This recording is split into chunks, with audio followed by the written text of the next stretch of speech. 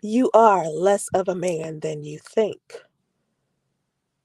Alpha males, beta males, high value men, low energy men, beta male dusties, dustettes, typical Tanyas, basicas. These are the names that I use to describe the people that I'm talking about. Let's go over it again. Alpha males are good guys. Beta males are bad guys. Beta male dusty, derivative of bad guys. Dusty beta male, derivative of bad guys. Dustette, a female who is beta and dusty. Typical Tanya, a chick who's pressed to be married. A basica is a chick that basically just wants to use men for money. It has no intellect at all whatsoever. These are the terms that I use to describe people. So, one thing you can't be if you coming in my comment section is sensitive. Sensitive won't work with me. Sensitivity will not work here. And I'm okay with people who do not feel like they can fit in here. I'm okay with them deciding that they do not want to be here. All right. Now, if you do feel like you should be here, make sure you thumbs up the live stream. You know, if you disagree, you can thumbs down too. That's okay. Whatever perspective you have about reality is not really my responsibility and it's not my business. I am in no position to control your thought processes, your life, your perspectives. That is all up to you at the end of the day. All right. When you come over to visit me and you come over to my house on this side of social media, all I ask you to do is respect me as a woman, as a human being, and listen to what I'm saying. Try to understand it the best way you can. And if you still disagree, that is just fine with me. All right. All right.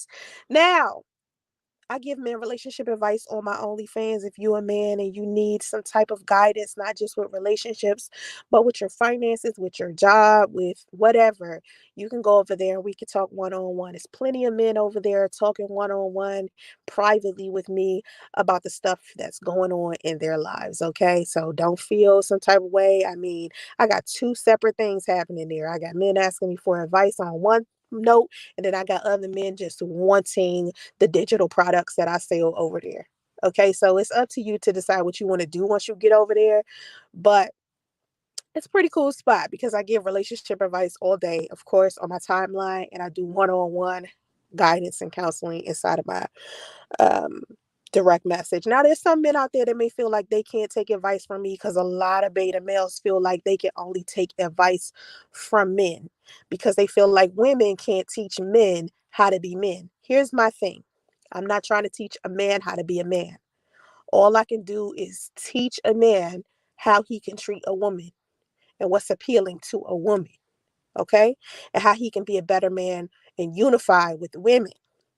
If that's not the type of man you are or the type of man you want to be, I'm not going to fit anything, that I'm not going to fit your form of entertainment.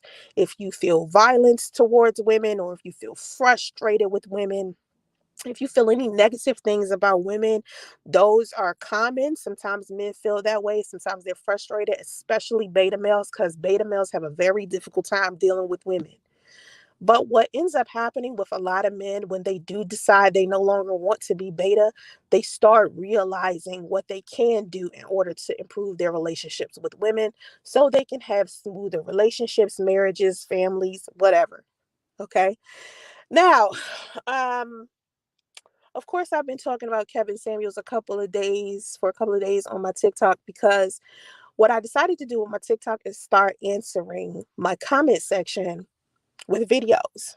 Okay, because TikTok is like 1 minute. So what I've decided to do is start video replying to the men over there, and I post those video replies over here. I post a lot of other TikToks as well, even my own TikToks that have nothing to do with my replies. But I wanted to start bringing my replies over here too, because there are a lot of men over there who are also fans of Kevin Samuels. And alphas come in and have comments about him. And I definitely love talking to the alphas because the alphas are extremely intellectual. They're extremely, um, excuse me, respectful. They have something decent to bring to my comment section. And I always say to people, if you don't have anything valuable to bring into my comment section, please just scroll on by. It's okay. No one's going to be offended. This is an esoteric environment. I'm not expecting everybody to be able to fit in here. This is my house. It's an exclusive place. Not everybody just going to be walking all up and through here and able to fit in. Okay. It's just not how it goes. So if you can't handle the intellect here or the directness or the honesty, that's on you. Okay. So anyway, I started posting my replies to the comments over on TikTok. So that created an atmosphere for men to come over on YouTube and also comment. And in one of the last videos that I just did recently, it was about the double standards that Kevin Samuels has, where, and I say this all of the time, that a lot of men do not hold themselves to the same standards that they hold women. So if, for example, Kevin Samuels is over 50, he's been divorced twice, he has children, but for some reason, y'all don't classify him as a dusty. But there are women out there who look at that and classify him as a dusty. Now, if I also had those type of standards in my mind of what I wanted in a man, he would be a dusty. So when I call him a dusty, a lot of people are like, why would you call him that? I had this one guy tell me I was immature earlier today because I called Kevin Samuels a dusty. I said, no, maturely, I can tell you if I hold Kevin Samuels up to his own standard, he would be a dusty because according to him, if a woman is over 30, she loses value. If a woman has children, she loses value. If she's overweight, she loses value. If she doesn't have a decent physical appearance, she loses value. So when we're talking about Kevin and we're talking about the two failed marriages that he had, women will look at that. Any woman of value will look at that and be disgusted. How do you feel at two marriages, not just one, but two, my dude? And also his physical appearance, if he was to strip away his kitten heels and his suit, he would be a five at best, right? So a lot of women who are of value can look at him and be like, nah, I'm good. So my thing is with the dusties, date on your level. Instead of being the dusty sitting here thinking that you are a high value man and you're looking at women who are over 30 or maybe overweight or may have children or whatever, this long list of things that you're critical about. You have to also have the ability to do some self-evaluation and look at yourself. And I feel like, you know, Kevin Samuels has failed at teaching the Dusties to have accountability. And a lot of men will be like, well, he's hard on the men the same way he's hard on women. And I'm like, well, apparently what he's trying to teach you guys isn't penetrating in your mind because you're still coming up in women's comment sections being disrespectful and critical and judging a woman's physical appearance as if her physical appearance has something to do with her intellect. I keep trying to, explain to men like it doesn't matter what I put on my body on the outside. What's inside my mind is a completely different thing. So you can't measure my intellect by my physical appearance. And that's the problem with a lot of people who judge a book by its cover. When you see a woman and she may be a 4 or 5, or she may be overweight to you, or she may not be light skinned enough for you, or I'm saying something crazy like that. She don't have a fat ass, or she got hammer time on her toes, or something utterly fucking ridiculous that beta males look at superficially. When you look at those things about a woman and you judge her from those things from the outside and don't take the time to do the research about this woman, you miss out because you never know what kind of woman she is. You can't automatically assume what kind of person someone is by how they look on the outside. Okay, when you get to have a conversation with them, their character is what makes them worthy or valuable. You have to start caring about who these women are outside of how they look. Okay. It's plenty of beautiful women out here who have zero to offer you. It's plenty of beautiful women out here who are going to use you for everything you got, even if you only got two nickels to rub together. Okay. She will drain you for some other stuff that narcissists drain men of. Women don't just drain you of your money. There are so many other things, so many resources that men have outside of their finances that's valuable to women. And when I talk about how much money I make and how wealthy I am and how I worked so hard to become that, and I I end up talking to, modern men. A lot of them are confused about where they stand in the lives of women right now because we have money. A lot of men feel like women who have money, what possibly could they bring to the table? Hey, Byron, what possibly could a man bring to the table inside of a relationship with a woman who has her own money? A lot of men feel like their position in a woman's life is to be a provider or is to be financially there for this woman. And my thing is, honey, there's so many other things about being a man that you could bring to the table for a woman. See, I'm not looking for a man to provide for me. I'm looking for a partner.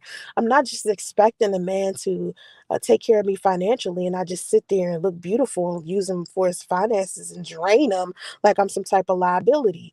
No, I have my own money that I would love to multiply. And I know I can step in the shoes of a man's thought process and look at another person who may be in a relationship with me and question whether or not this person is going to drain me financially or multiply me financially. So when a woman has money, just like a man does, that's what we're thinking too. So of course, I'm not telling women to go out here and date down. I'm not telling men to do that shit either, because I feel like people should date their equal.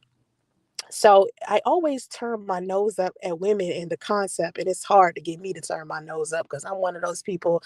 I try to be unbiased of everybody, and I try not to be judgmental of everybody else's situation.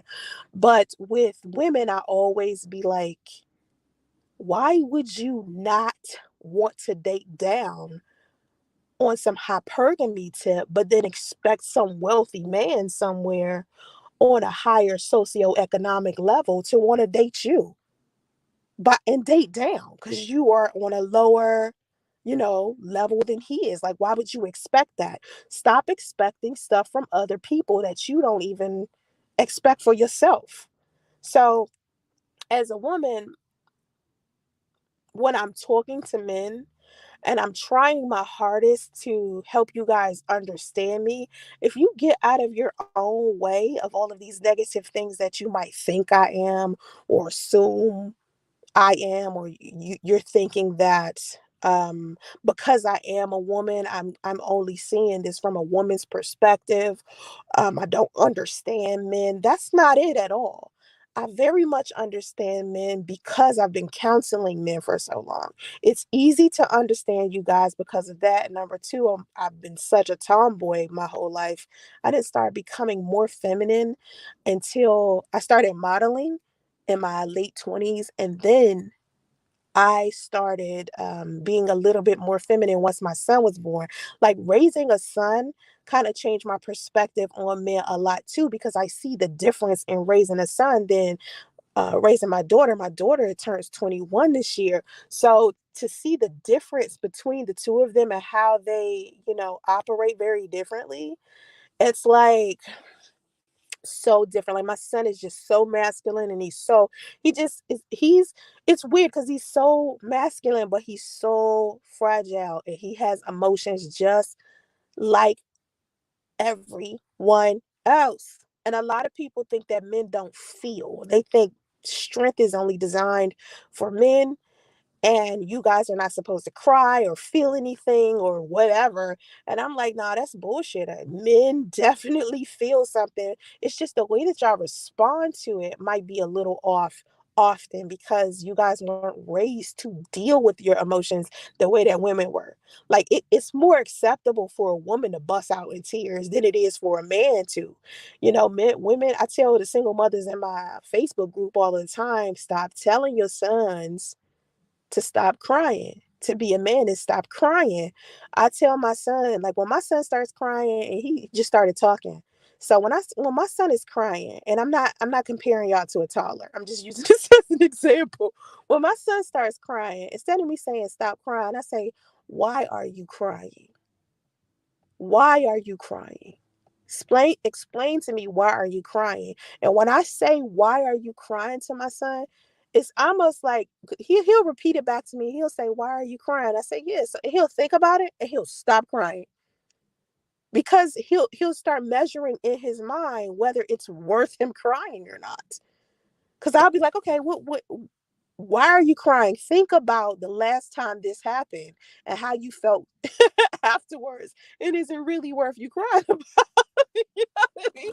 So I'm teaching my son to be okay with crying and okay with his emotions and okay with being upset, but help me understand as a person why you feel this way. I'm your mother, so help me understand. And while I'm teaching him this, when he's interacting with other women, he'll be able to tell a woman what he truly feels.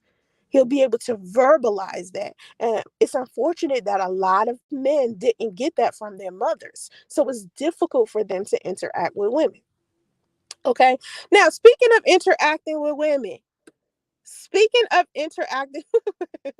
inside my comment section, men come into my comment section all of the time with foolishness. With straight foolishness. All right. When I was having a conversation with one of the guys that came into my comment section. And of course, the one topic that we have all of the time is men dating women who have children and whether men should do that. And it's a lot of men that feel like they can't do that, because I don't know, maybe someone told them that, or someone who made a poor choice in women in general had a bad experience and she just so happened to have kids. So he thinks it has something to do with the kids and not her shitty ass character. I keep trying to explain to men that there are two different types of mothers. They're ghetto baby mamas and they're high end single mothers. And a lot of times you'll meet these high end single mothers. They won't need your money for anything because we don't need it. I mean, we go out there and work hard. We're not going to expect you to do anything like that. If anything, we will want you guys to be mentors or role models for our kids. That's my biggest thing. And if you have a preference of not wanting to date women who have children, I think the reason why women turn their nose up at that is because naturally we're nurturers. And naturally we'll want a man who also knows how to nurture children. It takes a selfless person to be able to do that. So when I'm out here in these streets dating or whatever, what I'm looking for is a man who has a level of altruism. Okay, the type of man that has the resources to has the resources to mentor kids, has the mental capacity to be able to be that compassionate and be that understanding for less fortunate people or for children. Like when a man naturally has that kind of compassion, it's attractive to me whether I have children or not. If I meet a man and he has an issue with being a mentor or being a role model for a child, just generally that's a little off to me. Now, I'm not saying it's not people out there like that, but I'm just saying that's not appealing to me. What's attractive to me is a man that actually can handle that. So when I talk about single mothers all the time and I say, hey, you don't want to date single moms, that's your preference. It's okay to have that preference, but please discontinue taking your time to bash anyone who has that preference or to try to make it seem like all single mothers are monolithic and all single mothers are bad or promiscuous or liars or using men for money or are bad parents and so on and so forth. That shit is ridiculous. That's not something that y'all should be participating in. No alpha male is participating in that. That's a whole bunch of beta males. I understand the difference between alpha and beta, and a lot of men are upset with me when I use the term beta to describe men. They think that I mean all men, and I'm trying to explain to men. The reason why I use the term beta and alpha is so I won't generalize y'all, because I'm very aware that they're good men and they're bad men. I'm aware there are valuable men and there are low energy men. It's a difference. I get it. Okay. Um, I think that um back to what I was saying about you choosing whether or not you want to date a single mother or not.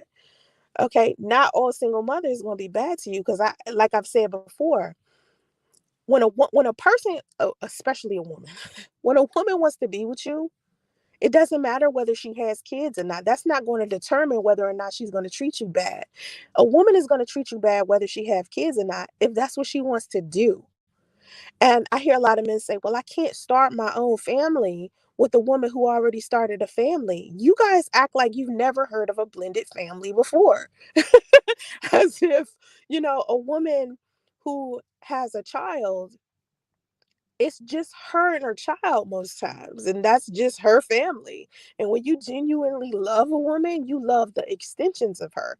And I know for me, I'm not going to meet a man who is a single father and feel some type of way because I like children. You know what I'm saying? Like, I'm not going to be like, oh shit, you got kids. As long as he don't have a whole bunch of baby mamas. That's what the problem is for me. It isn't even that he has kids. If he was married once and has 4 kids by the same woman, right? I can dig that. If he's single and still had kids by the same woman and never married, I'm okay with that. But if I meet a man who has 4 baby mamas, 4 kids, and he has a history of having all of these negative relationships with women, why would I want to be in a relationship with him? All he's going to do is bring baggage and toxicity to me. It's a pattern. You know what I'm saying? I do understand that men do change, people do improve. I'm in the business of improvement. I'm a life coach. I sit here and I coach people about improvement all day long. So I get that there are some people out there that lived a certain life before that they don't live now. All right, I get that. That's all me right there, because I tell y'all stories about me all of the time, about stuff I did in the past, and we all got stories like that. Okay, we all got stories of stuff that we was like, oh my God, I can't believe I did that. You know what I'm saying? Like, I can't believe it. It's men out there that played women they wish they never played. It's women out there that did the same. So everybody got a pass or whatever. So I'm not saying that. It's just that each person has a different level of tolerance for stuff. So while everyone is trying to find this one monolithic definition of high value women, I come in with a unpopular opinion on some. Not everybody's the damn same. Your definition of a dusty may be different. Another woman's definition of a dusty may be different from mine. And men, your definition of a dustette may be different from another man's definition of a dustette. It's a lot of men out there that are not tripping off the fact that a woman has children. I'm telling you, like, I don't know why so many men have that issue on YouTube, or men that follow Kevin Samuels specifically have an issue with that.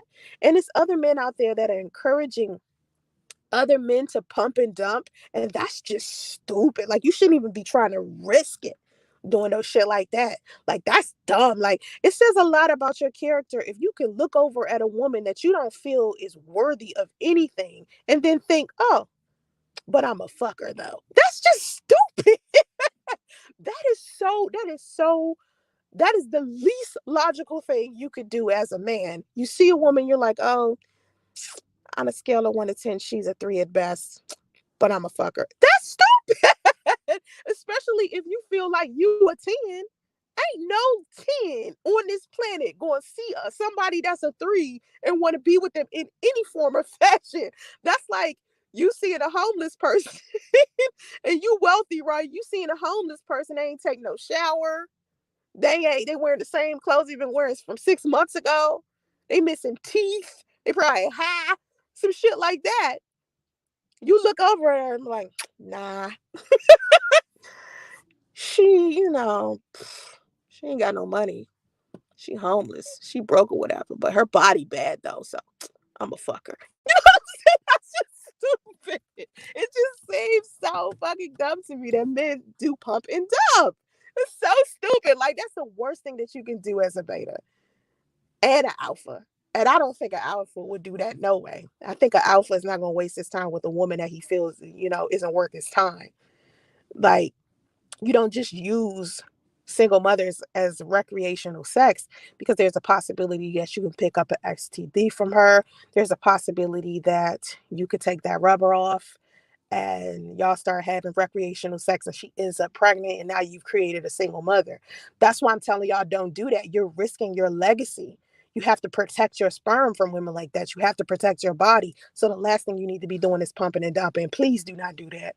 Like, that's the you're being more of an asshole. What I noticed with a lot of men on this platform that are leading other men, they're teaching you to be more of an asshole than a better man. Okay, I'm noticing that is just not. Hey, King Art, that's not what's up. Most men just too sensitive, fast to get upset because they fast to get emotional. Yeah, basically, because listen, I can always tell the difference between a beta male and an alpha in my comment section and in my live chats, because when an alpha male comes to me and he's talking to me, his emotions are not connected to what he's saying, and a lot of times he can agree with the perspective I have because I'm logical. Right. I'm not one of those women that's out here thinking about emotions. I'm balancing it out. I'm playing fair here. I'm not sitting here saying women are right and men wrong, or men right and women are wrong. I'm saying from both perspectives, both genders have a lot to work on, right? Now, I'm also not in the business of putting a lot of men down either. Like, I'll tell you the truth about what I think about you being a beta, and still at the end of the day, it's up to you to improve yourself as a man or exit stage left. But I'm not going to keep stepping off my throne to address betas, and dragging them down. I'd be no better than them. You know what I'm saying? Like, that's not what's up. And so anyway, when I look inside of my comment sections, I see a lot of interesting stuff that people talk about in my comment sections. They say things like, this one guy, I'm gonna read his comment. He said, you never make sense to me. I know your history. So I be trying to figure out where you coming from half the time. And he said, oh yeah, before you say how you know my history, he said, because you told us about it. The swingers club, having a baby with a married man, all of that stuff. And I said, that's the problem with you betas. You think you know me. I'm just some girl from the internet. You know what I choose to share with you. There is more to me that you guys don't know than you do know. So I'll tell you guys stories. I'll tell you random stories to help you to teach you a lesson. And I understand that there's some men out there that are trying to understand me. But take what I say, right? Because I try to simplify everything that I say. Take everything that I say from this point forward, not who I used to be. Because if you try to look at the person that I was like 4 years ago, or 10 years ago, or 20 years ago, and you try to apply that person to these new lessons, it's not going to make sense to you, because you're still factoring in the person I was before I learned the lessons. My personal life is not a reflection of the advice that I'm trying to teach you on how to interact with everybody else. As a woman, the experiences that I've had with men, those experiences actually help me teach you. It gives me better, like, lessons. Because I can look at an experience that I had with a man however many years ago, and I can use that specific experience as a way to teach you of what not to do, or what I should have did better. But what I do want men to stop doing is thinking that they know me personally simply because they know some stories that I shared on YouTube. That doesn't mean you know me personally at all. You only know what I share with you. Okay. And if what I'm saying to you doesn't make sense, you can do more research, or you cannot do more research. But what I can tell you is it's always coming from a good place. Always. I'm never going to be the woman that's sitting here just talking out the side of my neck because I just feel like, you know, talking. Nah, I'm trying to get men to stop being assholes, honestly, because what you're being taught on this platform is how to be more of an asshole. These men are not teaching you how to unify with women. They're creating more division between men and women. It's becoming more of a debate between men and women. People's egos are getting involved, people's feelings are getting involved, and no one's thinking logically or with any type of emotional intelligence. So instead of me picking a side, and you guys love Kevin Samuels so much, I just use Kevin Samuels as an example. My biggest issue with this man isn't that he's giving y'all advice and telling you, hey, you need to level up yourself. Because I'm aware that Kevin Samuels is telling y'all to level up yourself. But a lot of y'all are not listening to that and not leveling yourself up, and still looking at other women, being judgmental of these women when these are the women that are on your level. You can't be as screwed up as most men are and look at women who have children and X her off the list, especially if she bad as hell. Like if she fine as hell and she is good to you and y'all have fun together and she actually a decent person, and your only issue is she has kids. Meanwhile, you got all this baggage that you haven't even fixed yet, but you want to apply the Kevin Samuels teachings to your relationship, and you start dogging this chick out that's perfectly fine, with the exception of her having kids. That's just stupid. It's stupid. You know what I'm saying? Like men think the only kind of baggage that they could have is kids. And the fact that men think that having a child is baggage says to me how they don't even respect their own legacy. Because when you do finally decide to marry, you're going to have kids. Like, yeah, it's going to be something you do. Hey, Miss Whitty, it's going to be something that you do. Okay. So, another comment somebody said, he said, this video was good, but the way you come at the people who make comments you don't like is so wrong. Like I called this one chick a bird. He said, I called another chick a basica. I called another chick a typical Tanya. Well, do you want me to call them bitches? Because that's what I was doing at first. I was calling them bitches, and I felt like that was disrespectful, even though I feel like bitch is a term of endearment. Some women don't feel like that. So instead of me using the term bitch, I use the term bird brain, basica, typical Tanya. And he's like, how can we subscribe and keep coming back if you're going to go in on us? Well, if you listen, you got two choices with me. Everybody, listen to this. I don't have an issue with being wrong, right? I'm wrong often. I'm wrong often. We all are. I'm wrong 50% of the time. And the other 50, I'm right.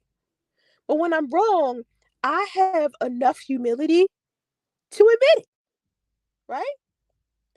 But what I need for everybody else to understand is that when people disagree with me, it doesn't automatically make me wrong. It just means that people disagree with me.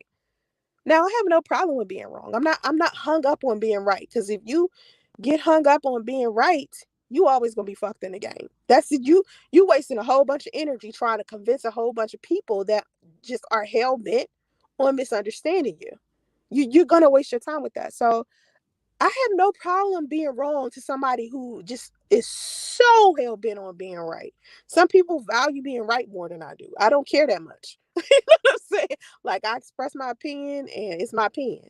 And you can apply it to your life, the advice or the lessons, and that's up to you, you know? So I don't have an issue with being wrong. I have an issue with disrespect and ignorance. And there's a difference between people actually disrespecting me versus me just feeling disrespected because I'm triggered. I know the difference. I know when I'm in a shitty mood. When I'm in a shitty mood, I try not to do live streams, because when I get on a live stream and the Dusties come in there talking shit and the Basicas and typical Tanyas come in there talking shit, I be annoyed because I have an issue with putting up with ignorance. I have a low tolerance for ignorance. And that's hard when you're trying to teach. So what I've been trying to do, and I'm aware this is my weakness, what I've been trying to do is be a little bit more patient with people. Because before I was like, ignorance, I can't do it. If you don't come in my comment section acting intellectual, I can't fuck with it. So now it's just I try to be a little bit more patient with men. But I do, with people in general, what I do want people to understand, it's not my job to coddle people when they're sensitive. When I'm trying to be honest about my own personal views. Now, if I'm giving them relationship advice about their stuff, then that's a whole different thing. I can handle that differently because I'm sensitive to their feelings. But when it comes time for me to be honest about my personal views about a situation, I'm not going to sit up here and coddle people. I can be nice. I can try to put some sugar coat on it, but you got to understand that that's not my job. I'm not supposed to do that. I'm not in the business of that. And what you think about me personally or my opinions, right? Whatever it is that you think about me, even if it's negative, that's not my business either because I cannot control what you think. I have no control over who you decide to be or what you think or what your personal issues and stuff is. I don't have no control over that. So I don't beg people to be my subscribers. I organically get subscribers. I don't want people keep coming to my um live chats in my channel and just sitting there subscribing because they think I'm the hot shit. Because I lose those people just as fast as I gain them. You have to understand, what am I like 42,000 subscribers, 43,000 subscribers? I was at 49,000 subscribers before the suicide rumor hit YouTube. Y'all remember that? So when the suicide rumor hit YouTube, I gained like almost 3,000, 4,000 new subscribers because people had thought I passed away. So when I came out the woodwork, like, hey, listen up, this was a rumor. This was me mismanaging my fucking moderators and admins, and I just disappeared off the radar because I needed a moment to myself. Do you know how many people unsubscribed from my channel? Because these people weren't genuinely on my channel to begin with. So when it comes to subscribers, I don't beg for you guys to subscribe. I want you to want to be here because it's genuinely what you want, not because I begged you to, or somebody else told you to come here over some rumor that you heard, or something crazy like that. Like, I don't want the fair weather supporters. You know what I mean? I want people who genuinely are listening to my message and I'm genuinely helping their lives. Okay, that's what I want. So if what I'm saying does not apply to you or it does not help your life, then I understand why you wouldn't want to be here. The other day, I decided to cut on my user rating so you can see the shit that I'm dealing with right now. It's a fucking shit show. Okay, because it's people coming into my videos and live streams and just purposely thumbsing stuff down just to be thumbsing it down. Not because it's a bad video, not because it's a bad clip, not because what I'm saying is an unpopular opinion, not because anything like that. They're just coming in there just to be ugly and thumbs it down. People are doing that. So I was like, okay, I'm going to cut on my user rating so y'all can see that most of the time what ends up happening is it's half and half. Like, I'll have 20 thumbs up, 20 thumbs down. No matter how many times I say thumbs up the live stream, thumbs up the live stream, thumbs up the live stream, thumbs up the live stream, y'all still going to do what y'all want to do, right? So it's the same thing with subscribers. I cannot do enough flips to make people want to subscribe to me or want to thumbs up. I can bring quality content. I can sit here and put on an entire show for people if that's what I wanted to do. But I don't want to be that person. I want to be genuine. I want to be myself. And I want people to be here because they like who I am as a person, not because of some other shit. You know what I mean? So I don't pressure people to follow me. Now, if I call you a beta male Dusty, it's because you said or did something so illogical that now I have to address you on a level you can recognize. So I'm going to give you a label, and the label is going to be use a beta male Dusty. Okay, that's what I'm going to do. And once you are classified as a beta male Dusty inside of my live chats or in my comment section, you got two choices, okay? And you got to remember, this is my house over here. I don't know what y'all do when y'all leave here. But when you at my house, you got two choices, okay? You can improve your argument And you'll gain my respect because you understand that all the topics that I speak about on my channel are to provoke thought and encourage improvement. Or you can leave. You can give up and leave, but you won't be intellectual lazy here. You won't be lazy intellectually here, okay? Now, if you're a basica or a typical Tanya who challenges my logic in my own home, then I'm going to match your energy with better logic or simply say I agree because I genuinely do. Okay, now most times when women come in here, we agree. Women rarely come in here, disagree with me, and then stay. A lot of them, if they come in here and they hear me talking about that hypergamy shit and they a gold digger, they leave. You know what I'm saying? Like, they don't stay in the comment section and troll me for the most part. That's usually men for some reason. Men love doing it. Okay. But what I'm not going to do is I'm not going to conform to any type of mediocre beliefs of others just to get someone who I believe isn't thinking logically to subscribe. That's not what I do, you know. I encourage you to independently think, and how you respond is up to you, but I stand my ground in my own space. This is my space. You know what I'm saying? So on my side of social media, you're going to respect me in my opinion or withdraw and make room for people who would be more suitable as a member of this specific tribe. And your assumptions and your misjudgments of me will not change that. I just am who I am. And I control myself. You understand? So I can't control y'all. I could just be me. Now, back to this trolling, right? You know, the stuff that a lot of beta males do inside of my comment section. I had this one guy say that attitudes, um, attitudes justify violence against females. And so this guy starts going back and forth with Mark. You know how Mark is my moderator. If you haven't heard, you don't know who Mark is. Mark is my moderator.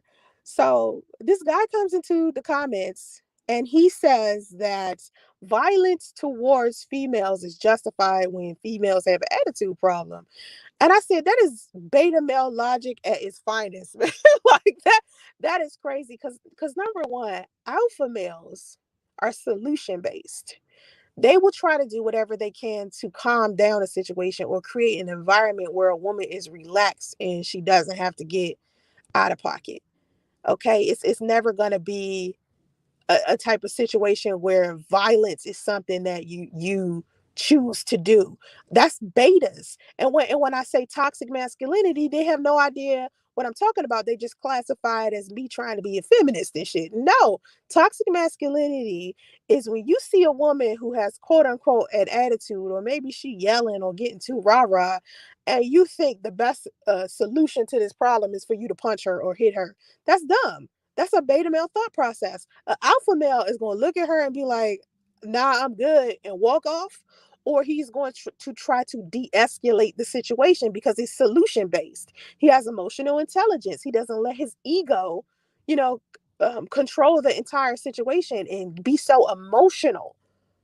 You know, no one is, listen, you can't control everybody else. You can control how you respond to people's shit.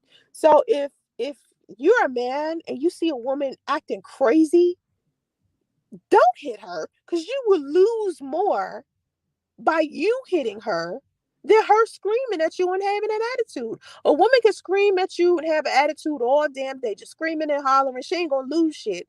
She might lose her, composure. But for the most part, if you hit this woman because she did this, you put yourself in a much worse position than you were before. You understand? So I keep trying to tell men not to do that. So yeah, this one guy's going back and forth with Mark in my comment section, and I don't know why. Sometimes my comments get deleted inside of my comment section, and I don't understand why. So anyway, this guy comes into the comment section again, and I'm just reading a whole bunch of beta comments because I get more beta comments than anything. I keep trying to explain, like, I wish the alphas showed they face more on YouTube, because the alphas show themselves on TikTok all the time. They in my Instagram, they on my Facebook, but the betas are, oh my God, it's so many of y'all over here. So alpha males, when you come around, I be like, it's like a damn unicorn. I swear to God, I see y'all, I be like, oh my God. Okay, so This one guy comes in, he says, men will always want a young, beautiful, and submissive woman. Women will always want a capable, financially secure, and dominant man. It does not matter what age they are, both genders will want what they want, right? Now, I agree. And I said, like you explained, what you believe is that, wait a minute, let me read the rest of what he said. He said, if a woman wants a man who can provide for her, she needs to find him when she is at her physical prime in her early mid 20s with a few sexual partners as possible. If a man wants a beautiful and submissive woman, he needs to find her after he is at his financial prime, making over $100,000, which as much with as much leadership skills as possible. He said a dusty beta male is on the same level as a woman in her 30s plus and has a child. Both are hard sells for the opposite gender and will likely die alone if they don't work on themselves and make changes. The harsh reality of it, however, is a dusty beta can always become a shining alpha if he gets his head on straight. A 30 plus woman with a child will never become a 27-year-old woman without a child. So this is what I said. Now, first of all, let me just say this. Okay. If a man wants a beautiful and submissive woman, he needs to find her after he is at his financial prime. He's making over $100,000 and he has as much leadership skills as possible. I agree with that. Okay. And I feel like women, if you want a man who is financially stable, you yourself need to be making over $100,000 a year. And you can also, you will, it's not like you won't be submissive simply because you make money. Women are submissive to men who have purpose. So if you're having trouble with women submitting to you, regardless to how much money you make, there is something going on with you and your character. Okay. And so he says a dusty beta male is on the same level as a woman in her 30s and has a child.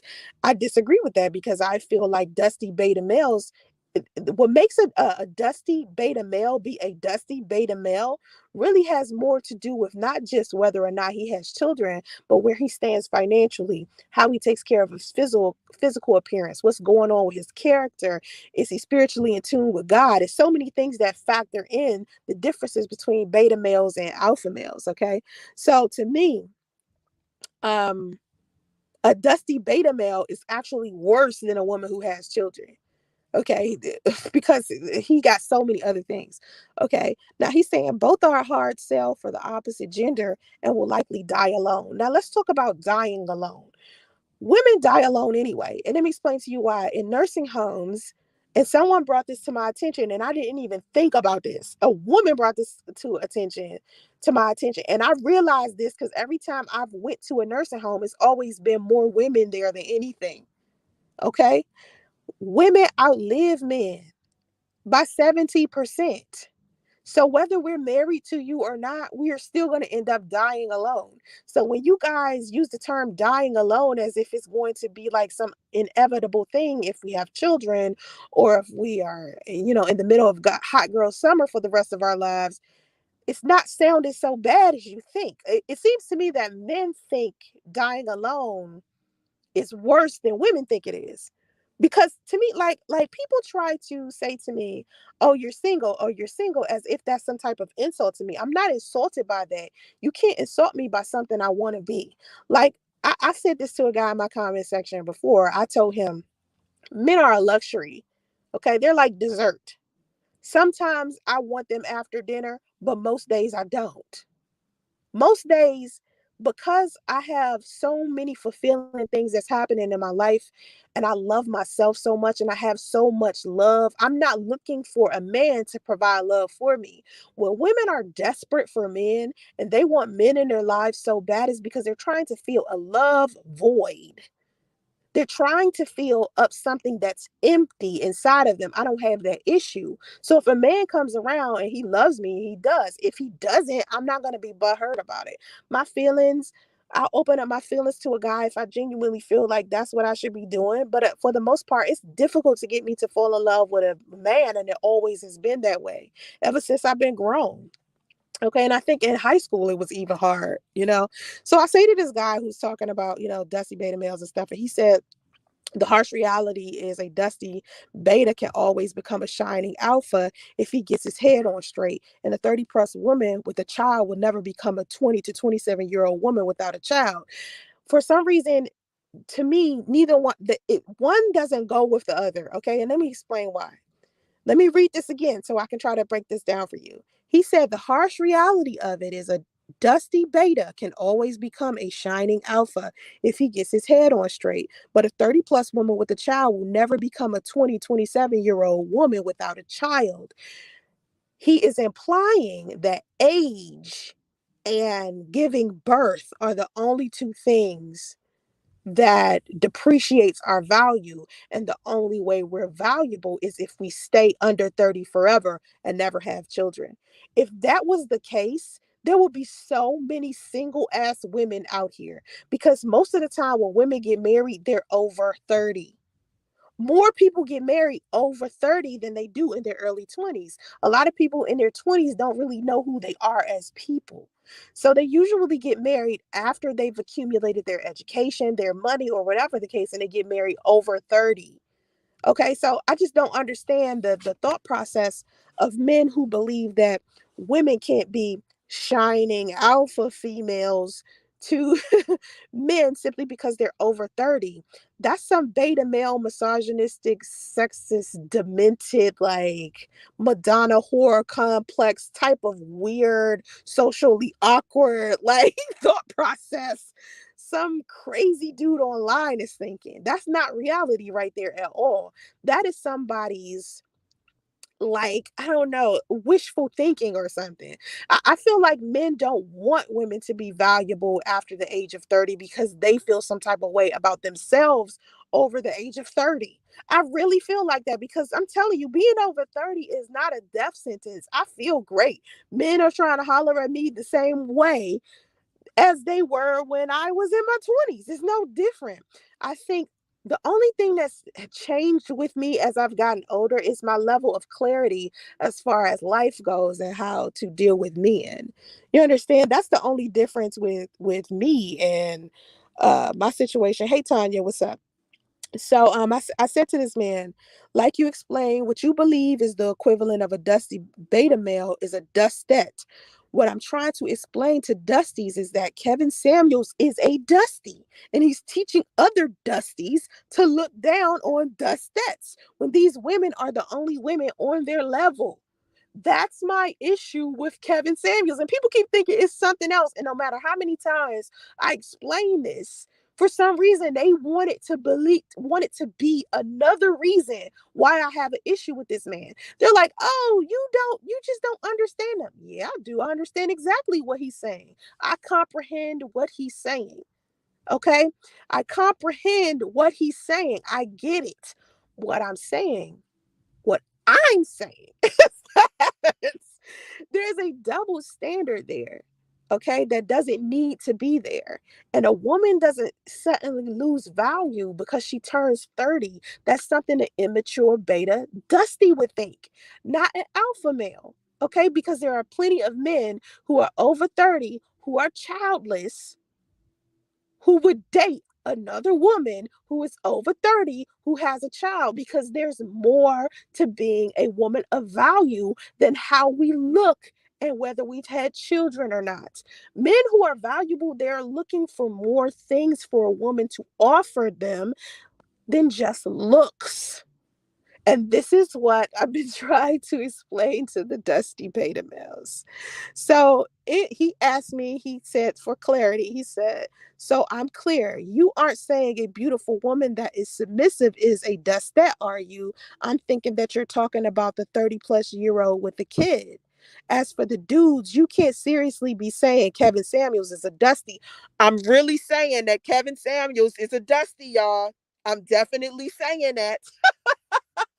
I am saying he's a Dusty because his character is so demented. All right.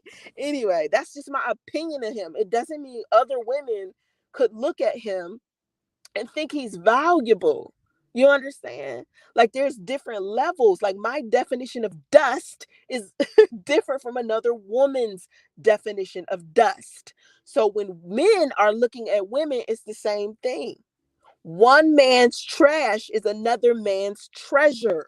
A man could see a woman over 30 with a child and be like, nah, I don't want to date her. Meanwhile, another man can see her from a completely different perspective and want her because of some other things she has to bring to the table. He won't mind. I'm telling you, men do not care. When men date me, they don't care. When I be like, oh, I have a 3-year-old, okay. When my daughter was young, when they found out I was dating my daughter, they didn't care because my daughter had a father, right? My relationship with whoever I was dating, my kids didn't interfere with that because it was separate. So I wouldn't date men who didn't have, like I said a minute ago, who didn't have like the characteristics of altruism. Anybody that I date, whether I have kids or not, they have to be generous, they have to be compassionate, they have to be understanding. They have to be able to look at somebody that's less fortunate than them and want to help them because that's the type of person I am. So that's the type of person that I'm looking for. You understand? So anyway, back to what he was saying. He was saying for clarification, he said you're going to have to define the term since he's visually at a higher status than you and is perceived to be more financially successful than you. And here's the key term: perceived, seemingly. Perception is reality. When you see certain things from a specific angle, let's say you may not have all the information required in order to make sound judgment about people. Just because a person has a whole bunch of subscribers or a whole bunch of followers doesn't mean they have more money than someone else. Having a higher status in society doesn't mean they have a good character or a better character than someone else. I can name off at least 20 men that make less than Kevin Samuels financially who have a way better character than him and are more valuable than him, more attractive than him, and younger than him. They are more valuable in that sense because it's about perception. It's about what you perceive. What Kevin Samuels does is put on an image for you. So he projects himself as someone who is wealthy. Doesn't mean that he is. None of you, like all of this time, like a lot of men bring to my attention that he spent 3 years giving relationship advice. Okay, when he was spending those 3 years giving you guys relationship advice, did it occur to you to ask him about where he gets his money from? Because any businesswoman or any businessman is not going to have enough time to be on YouTube to do live streams because the businesses that we do have require so much of our energy. We don't have time. I be struggling. Y'all know this. I've said this before. I've struggled with being able to do live streams because of the businesses that I own. I don't have time. Okay. All right. His mama must have heard him. Okay. Nicole Thomas, you want Kevin to want you. No, I'm not. No. Tiffany. Tiffany, you're like, who? What? No. No, no, no, no. There is nothing attractive to me about Kevin. You may be attracted to Kevin, Miss Nicole Thomas, but there is nothing attractive about this dude to me. And I wish, because I'm like a real personality person. I do not like this dude's personality at all. Not even a little bit. Like nothing turns me on about this dude. Not even a little bit. Just because I have a perspective of him doesn't mean I like him. That's demented and ass backwards. That's not logical. When I like someone, I say, oh, I like him. If he's sexy, I say, oh, he's sexy. You understand what I'm saying? When I speak of Kevin Samuels, I speak of Kevin Samuels because the beta males on here consider him their messiah. So they ask me my opinion about him. So I give my opinion about him. If you don't like that I give my opinion about him, you can exit stage left. No one's holding you hostage, honey. Okay? Now I speak about him because a lot of the things that he is saying is affecting the lives of the men and women that I interact with. So I speak about him because I want them to understand what my opinion is because they want to know. All right? If you don't want to know, that's fine. Nobody's upset. But anyway, so he said, if back to what this guy was saying in my comment section, he was saying, you're going to have to define the term dusty, since he's visually a higher status than you and is perceived to be more financially successful than you. If your logic is that he's dusty because you disagree with him, then that's childish. So I had to tell him, okay, number one, whether a woman is beautiful or not, we submit to our man. Women do not have an issue with submission at all. Women submit to men with purpose. If that's not you, women will not allow you to lead them. No woman wants to be led into poverty, bullshit, drama, trauma, all types of bullshit. No decent woman is going to want that. So if you're having problems with women submitting to you, the problem is you. Where you going? Where you headed? What's your purpose? All right. Now, again, I said this a minute ago. Your definition of a dustet may be different from another man's. There are beautiful, successful women who will submit to you and treat you like a king, even if they are over 30 or have a child or children. Okay. You'd be surprised at how many exceptions to the rule there are when your standards are superficial. When you have superficial standards as a man, where you feel like she has to be a certain age, she has to be a certain weight, she has to have a dress size, all of that, a small dress size, all of that is superficial shit. When you're not factoring in a woman's character, it's superficial. Hell, a lot of y'all ain't even factoring in a woman's credit score, a woman's financial history. All y'all caring about is how many sex partners she had. Does she wear a size 4? And has she had children? All that superficial shit is what's keeping a lot of y'all single. That's it right there.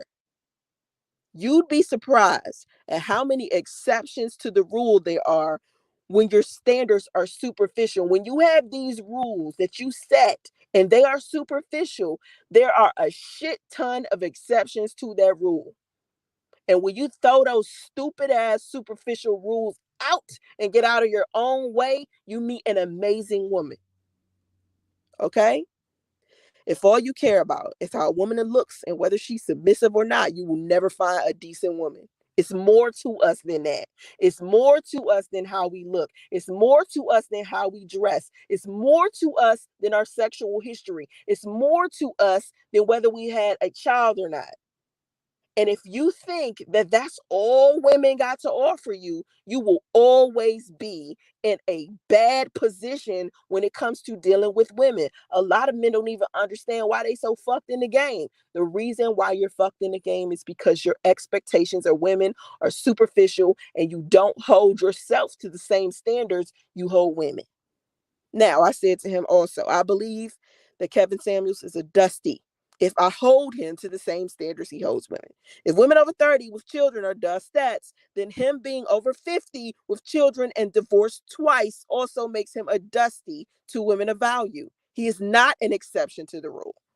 His character is also crooked, so that also presents a problem. Me disagreeing with him and him being a 5 at best are two different opinions that are not dependent on one another. One has nothing to do with the other. Okay. So I disagree with him because I disagree with him. And that's okay. It's okay for me to have an opinion that does not match his. And it's okay for him to disagree with me. We two different people. We come from two different backgrounds. We got two different situations going on. So it's up to you guys to decide who you want to listen to. I can spit to you my logic and my knowledge, and he can do the same. But don't think because he put on this image of him being wealthy that he genuinely is. All right. Now I sit here and I give y'all money tips all day, talk about, shit that actually matters. Somebody asked me to do an ETF, an NFT video. I'm going to do that for you guys. A lot of y'all don't watch my money tip videos. Don't know why. But you can check that stuff out. I've always had businesses. People have known me to have businesses long before now. Had my first registered licensed business when I was 20. So there is record of me being a businesswoman. There's record of me being wealthy. This dude, on the other hand, Not so much. So just because it looks like it from the outside, it's the same thing we just saw with Derek Jackson. He looked perfect, but anyone, listen, he looked perfect from a distance. Anybody that came close to him, then you saw, oh, okay, something's off with dude. The only reason why I knew something was off with Derek Jackson was because I got closer to him. Had I not got closer to him, I would have never known. If I was from a distance just reading his books and watching on YouTube and never had an interaction with him, a one-on-one interaction with him in private, I would have never known something was fucked up with dude. Okay? So from a distance, everybody looked like a you have a version of them in your mind that is inaccurate as hell. Everybody. Until you get to know them, you do not know who they are. You have a character or a version of them in your mind that is entertaining and comforting to you. You don't know him. You don't know me. All right.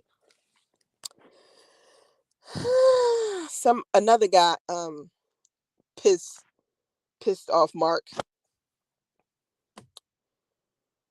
No, he pissed me off.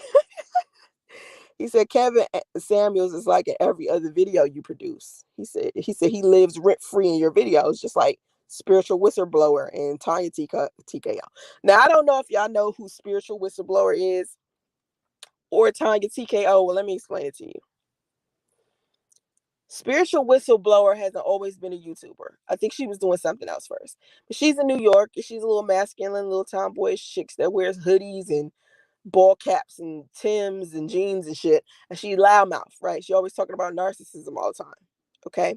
And Tanya TKO has always been like a relationship coach. She was on YouTube for a little while. And then she was like accused of scamming all of these people for money. And she ended up not having any money. And she moved to California and then moved out of California because apparently California was too much to handle for her. Whatever.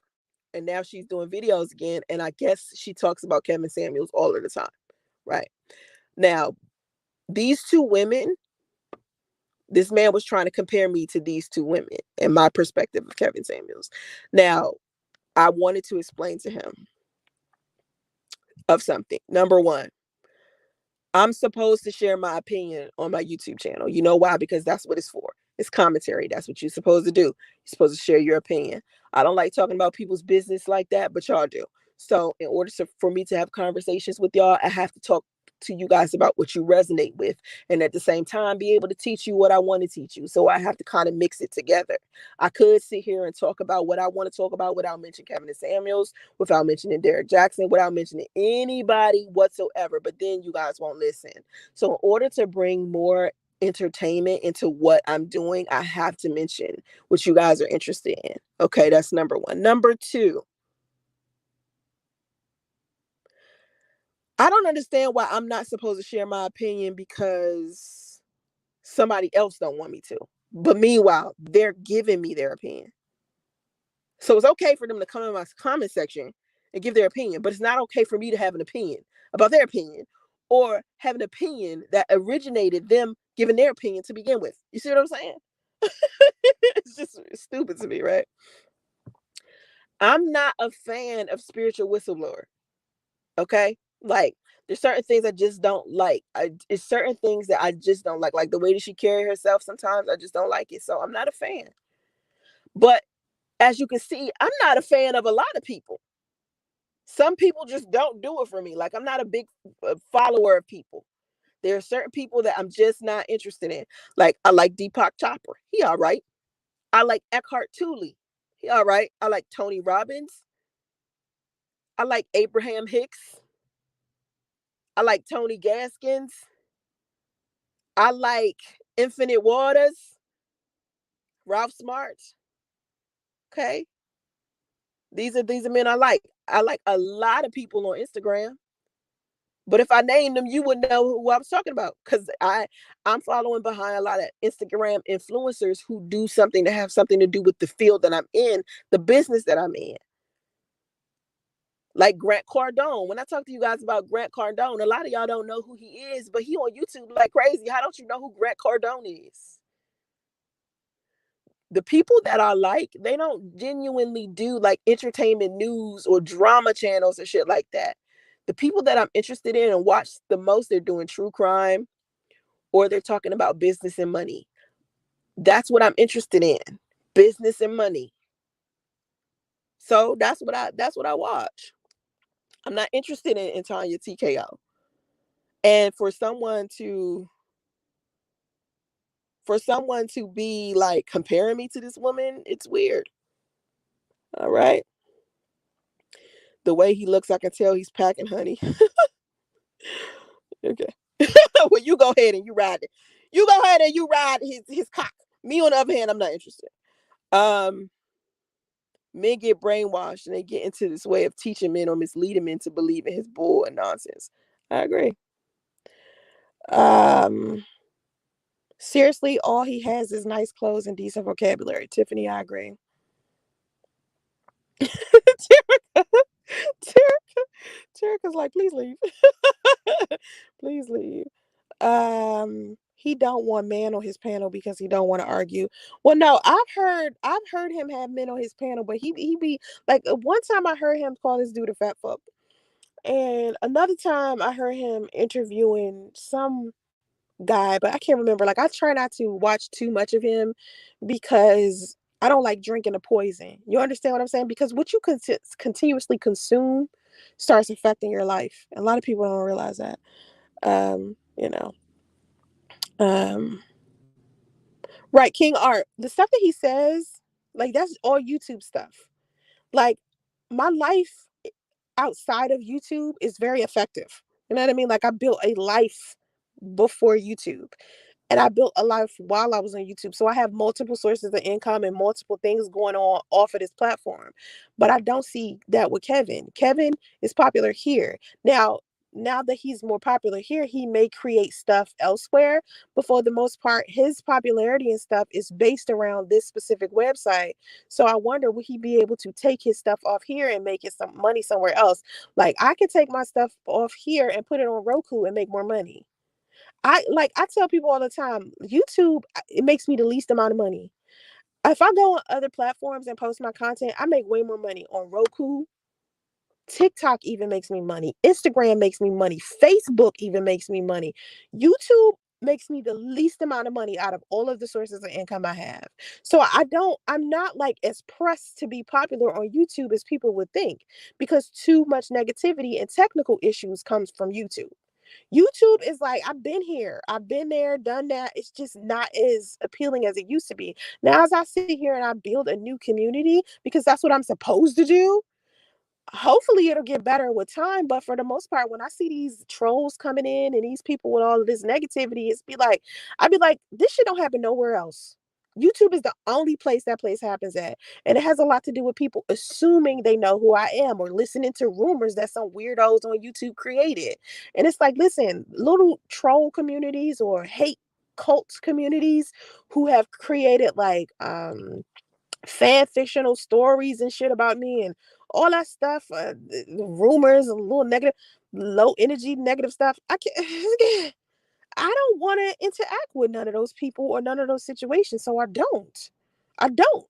If it's not about something positive or it's not about improving people, I don't want to talk about it. So when I mentioned Kevin Samuels to use him as a tool to help you guys improve and to provoke thought so we can have interesting conversation. That's what I'm doing with this. I'm not here to, make this man, I don't know, whatever. Kevin Samuels is not a leader. A real leader pays his child support. Well, that's what I'm saying. Like, I don't understand how people could turn their nose up at me about me being a dude's mistress 10 years ago, or me working at the swingers club, or me having a OnlyFans, or me having a baby. That's another thing. Me having a baby by a married man. Another guy came into my comments section and was like, I know you because you did this. You had a baby by a married man and all this stuff. I said, I keep trying to tell people the things that happened to me in my past, you can't throw them in my face now and expect it to be an insult. That's like you going to an old house I used to live in that's empty and robbing it and then thinking you came out with a come up. That's stupid. Like, I'm like, first of all, I had a baby by a man who was separated. Okay. And when I met this man who is now legally divorced, that wife of his was a side chick to another man. So when you sit here and you put this critical eye on me, put a critical eye on my son's father, put a critical eye on his hoeing ass wife, instead of trying to make it seem like, I'm the only one who lived life. We all do shit, you know? This quote unquote checkered past of mine, are y'all factoring in the checkered past of yourself at all? It's just so weird that people would think that my son's father is like this devoted husband that I, was just a succubus on and this Jezebel, and I just warped his mind. Now that man had more freedom than anything. He had more freedom being with me than any other woman. He was the happiest he had ever been with any woman. His family told me that. Sedonia told me that. So when you judge people in their situation because you only know limited stuff about them, you look silly. That's why I try not to be so judgmental of people's situations. That's why a lot of people feel some type of way about me when I talk about Derek Jackson. Because when I talk about Derek Jackson, yeah, he a piece of shit. But at the same time, who hasn't been a piece of shit? And who hasn't made a mistake? Who hasn't? We've all done it, man. We've all done it. We've all done something that at least one time we regretted, or we wish we could turn it around, or we wish we wouldn't have handled it that way, or whatever. So I try not to be so hard on Derek, man. I try not to be so hard on Kevin, actually, because if you notice when I talk about him, I try not to talk about his personal life. I try not to attack his personal life. I try to attack the topic, not him. So when I call him a dusty, they be like, why do you call him a dusty beta male? Lord, because if I was to factor in his personal life and his 2 divorces and all of that stuff, he would be a dusty. If, in fact, the standards that he puts on women, he applied to himself. Okay? Me, I have no problem with men who have children. If you've been married before, I get it, as long as, you good to me. Now, I don't think I went into detail about people who keep bringing into my face that I'm single, as if who I fuck determines whether I'm intellectual or not, or worth something. Like, I'm tired of seeing betas do that too. That's getting annoying because it's like, oh, you saying all this, but you single though. Oh, that's an insult. Oh, my bad. That's an insult of somebody with the IQ of a goddamn eraser. Okay. First of all, I'm happily single. I said this at the beginning of the live stream. I'm not looking to be married. I don't want to be married. I was spiritually married to my son's father. And now that I'm completely done with that and the residue is completely gone, I will never get spiritually married again. I will never get legally married. I will never do any of that. If a man comes into my life, he is there as my companion. I want my space. You understand what I'm saying? I want him to go to his home when he wants to go home. If he wants to spend the night in my crib, he can. I am not interested in being married. I just don't want it. Okay? I don't want it. So it's not valuable to me. It's not valuable. But I need for men to understand that when women choose to be single, or just let me even not start that comment like that. Let me just say this. You make women feel insecure when you say things to them as if men are the only thing that brings us value. And I think that you purposely do that because you feel insecure with yourself. Okay, so you want a woman to feel some type of way about herself just so you can feel comfortable and make her more attainable to you. Okay, I've seen men do it. The man that was in my comment section saying he was confused and couldn't understand me and was trying to figure me out, I said, listen, just because you want me to be on eye level with you doesn't mean inside of your mind sit there and degrade me so I can be attainable to you. Okay, because telling me I'm single or talking to me about my past or whatever, None of that is going to make me feel bad about myself at all, because none of those things are insults to me. Those are things that I'm proud of. I might not be proud of certain things. I don't think everything that you're saying is a damn insult. I'm just very selective. I choose how I respond to people. I don't let people make me feel some type of way. That's dangerous. That's dangerous. It hurt me in the past. That's why I don't do it now. I don't take what people say about me online personal. People come into my comment section and tell me how much they don't like me. I'd be like, why didn't you just scroll by then? Why would you put a comment, or why would you watch all of my content? Like, it doesn't make any sense to watch one video and be like, I don't like this chick. And then watch another video and be like, I really don't like this chick. And then watch another video and be like, I don't like this chick. And then watch another one, and then another one, and then another one, and then start commenting. Okay, let me comment on this video, then this video, and this video, and then this video. And in all of the comment sections, you're telling me that you don't like me.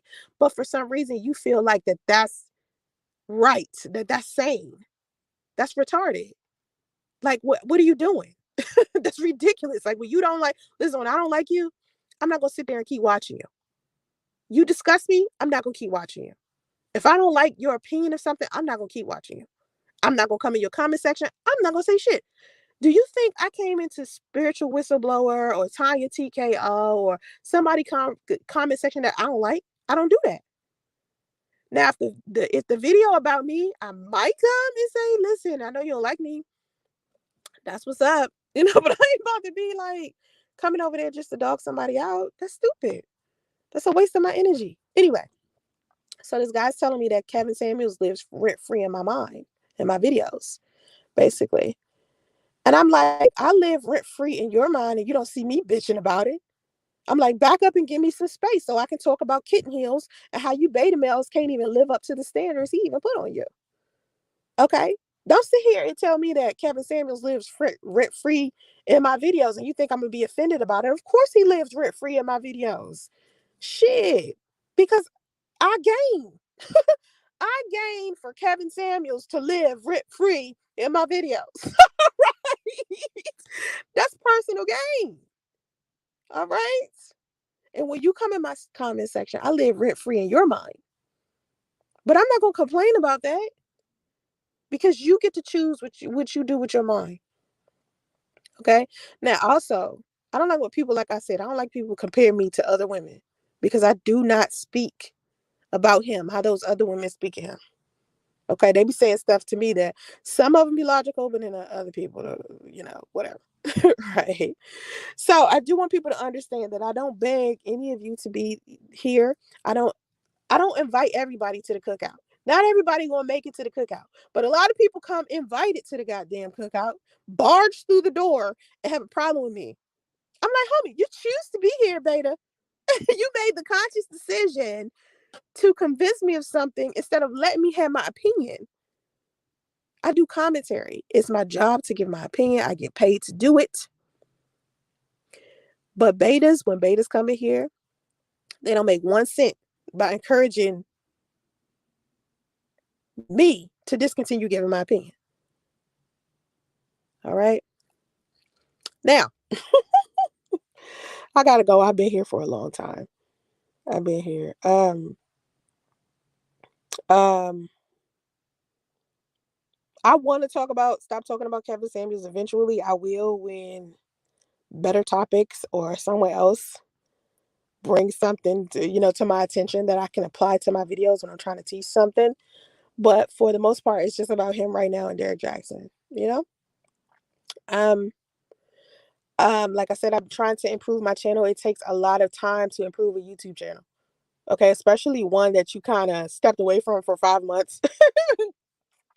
And then you got rumors about you, and then you got dislike mobs coming and thumbsing down everything. Then you have so many other things. Like, I have so many other things that I'm more successful at that I put a lot of energy into. I also feel like for some reason YouTube is purposely not putting my videos in the algorithm like they used to. And it could be for a number of reasons. It could be anything. Um, I began to notice at some point that um, when I would do uploads, my uploads wouldn't make as much money or get as much viewed watch hours as my live streams did.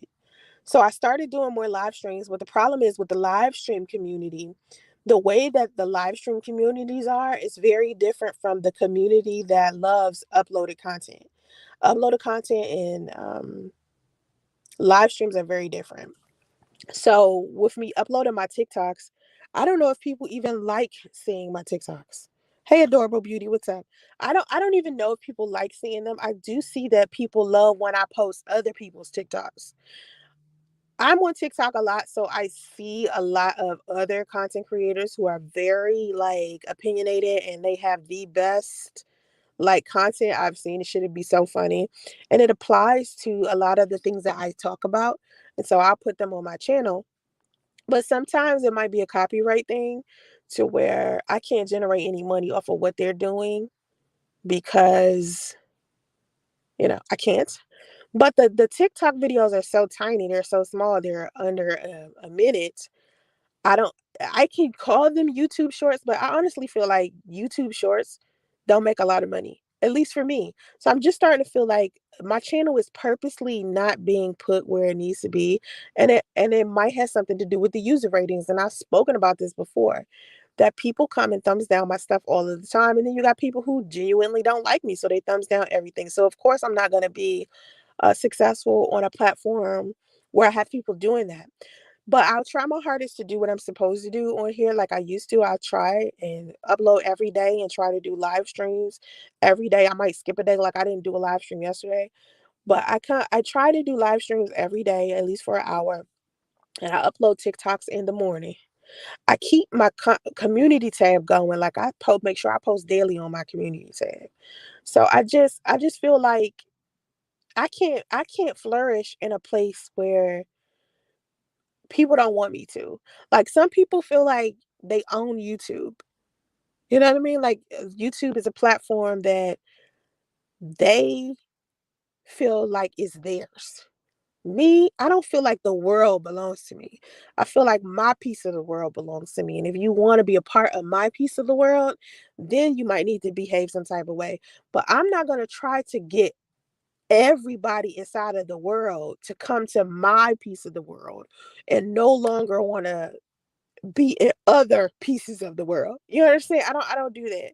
The world will never be mine. YouTube is a platform, it's not a website I'm trying to dominate to the point where I don't want anybody else to be successful on it.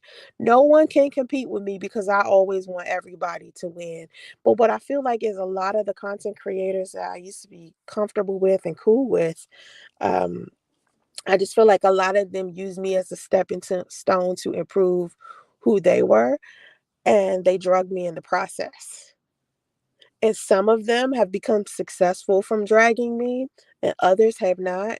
But I just feel like so many people did that. I allowed so many people to come into my life and learn things from me without me asking anything from them, and then they turned on me so quick. And my thing is, after experiencing that, I had to self-evaluate and try to figure out what would possess me to choose these type of people anyway. And when I look back at the type of person that I used to be, or even who I was like 4 years ago, or even last year, because I'm so like I changed so drastically in the past year. Like I don't know if you guys have seen it, but I changed so drastically. And it's odd how it changed so quickly. It was almost like an overnight thing because the way that I used to be kept dragging on and dragging on and dragging on because I think I was getting over like some type of depression or something. And it was just dragging on and dragging on and dragging on. And then suddenly the rumors started, right? And I was like, well, I'm just going to take a break. And then even when I came back, I was still a little depressed. And something in me said, cut out everything in your life that is making you feel negatively. Anything, everything, anything on YouTube, anything on social media, all of it. Ignore it, unsubscribe from it, tell YouTube that you're not interested. I unsubscribe from everybody black. Everybody, everybody. If they was black, I unsubscribe. If I saw a video about Soncerae in my history, I click not interested. Because if you look up Soncerae all the time, like say for instance, you put Soncerae in search over and over and over and over again, YouTube is not going to show you Soncerae stuff. YouTube is going to show you all of these other videos that people made about me that was so hurtful, so many lies, so many assumptions, so much misjudgment and criticism. That's what YouTube show you. That's the sad part. That's the sad part about it, because it's just like there's so many amazing things about me. Like if you really do research about me outside of YouTube, you'll see all of the things that I've done for my community. You'll see all of the volunteer work. You'll see all of the philanthropy. You'll see all of the businesses, all of the wealth, all of the comedy, all of the positive stuff. I mean, all over everything I've done. And I'm talking about for years back. You can look at some shit I posted in 2007 and it'll be just as positive as it is today if I said it today. I have a history of all of this good shit. Meanwhile, when you get on YouTube, all this negative shit pop up.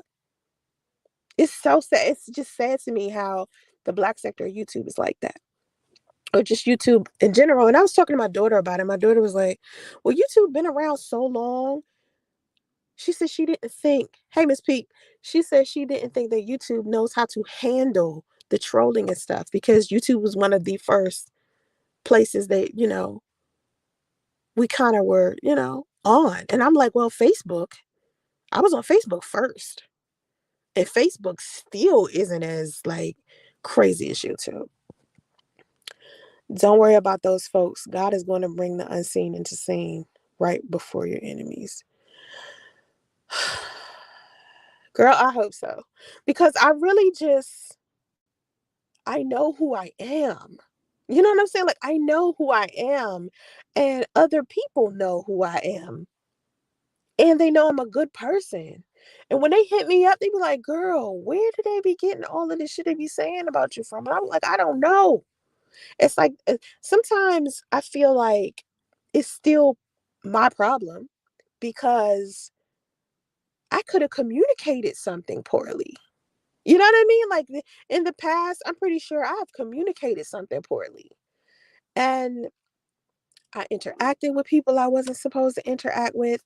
I just hope that with time, the universe will just really show people who I am, because I'm just so kind. You know what I mean? Like I only act rah-rah when I'm provoked or something, but I have a good time most of the time. I laugh every day. I'm so positive every day. And it's just like I feel like when I dated my son's father, it took me away from that. When I look at my old videos, if y'all go look at my old videos, you see how happy I am. You see how many jokes I do. I don't joke like that no more. If you notice, like my sense of humor is very different. Like now my sense of humor is dry. It's like drier and sarcastic. Back then I was a little goofier and sillier, but I don't tell near as many jokes as I used to, because I think I went through a series of like 3 or 4 years just being depressed. And my damn postpartum depression really got me. Like my postpartum depression didn't stop. That's probably why it switched so quick. Remember I just said it switched, something switched in me, and I just suddenly just am like happy all the time. I think it's because I'm no longer postpartum. I'm no longer postpartum depressed, because it was like that postpartum depression was tearing me up.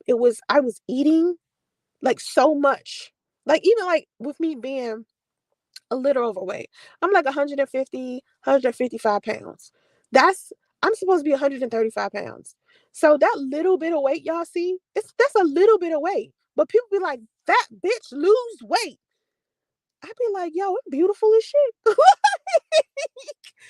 I'm beautiful as shit fat. Like I'm a bad bitch that's 160 pounds and 5 feet tall, motherfucker. I don't know. You know, trust the process. I know I be telling people that. I don't know why. Thank you for mirroring back to me something I tell everybody all the time. Trust the process. That's true. Trust the process. That is so true. Because anytime I've trusted the process before, it's always turned out right. It's always turned out right. So you're right. You're right. That is so right. But here's the thing I do want you guys to give me, because some people do give me advice and they told me to stop responding to people so mean. Like when people mean to me, to not respond back to them so mean. So I've been working on that. Because I've seen people give me that advice a couple of times. So I try to just not be so mean. And the best way I learned how to not do that is to just simply not care what they say. It never giving anybody what people say value. And it's hard because when I'm talking to you guys and you guys aren't like trolling me and you're actually saying something that's valuable, I want to care about what you're saying. When you agree with me, I want to care about what you're saying, but I can't, because if I give you guys value, then I have to give the people that don't like me value. I have to not give any of it value. And it almost hurt me a little bit because I was like, nah, because the people I want to talk to, I want them to feel like what they're saying to me is valuable. I want what they're saying to be valuable, but I can't. I haven't figured out how to one like make the good people who say things to me valuable, and then the bad people who say things about me to not be valuable. I don't know how to do that yet. I'm working on it. I'm working on it. Now, I say, like, when people say things, one chick apologized to me recently. She said to me in my comment section, she said that I tried to explain to her years ago that something was wrong with Derek Jackson. He was a fraud. And I tried to explain it to her, and she got mad at me and said some really fucked up things to me. She came back and apologized. She was like, I'm so sorry. She was like, You may not remember this, but I do want to apologize because he's exactly what you said he was. I said, yeah, I just told you guys to not take him so literal. Like, he got some shit with him. I'm not going to be all mean and like cuss him out and do all of the negative, nasty stuff that everybody else is doing, because I'm trying to be, kind and nice, but something's up with dude. So when she came back and apologized, I was like, damn, it's very big of you to do some shit like that, because a lot of people have apologized for how they used to talk about me and to me, but I don't think it's been enough. You know what I'm saying? Like, for some reason, to me, I don't feel like enough people have done that. And I'm not saying I'm a victim, but I just feel like so many people were wrong about me. And so many people say so many negative things about me that's inaccurate. I don't feel like enough of them apologizing. I have content creators wanting to do collaborations and stuff with me now that used to talk negative shit about me. And they come and they apologize to me and they want us to collab. And I'm like, I can't collab with you because you made it so hard.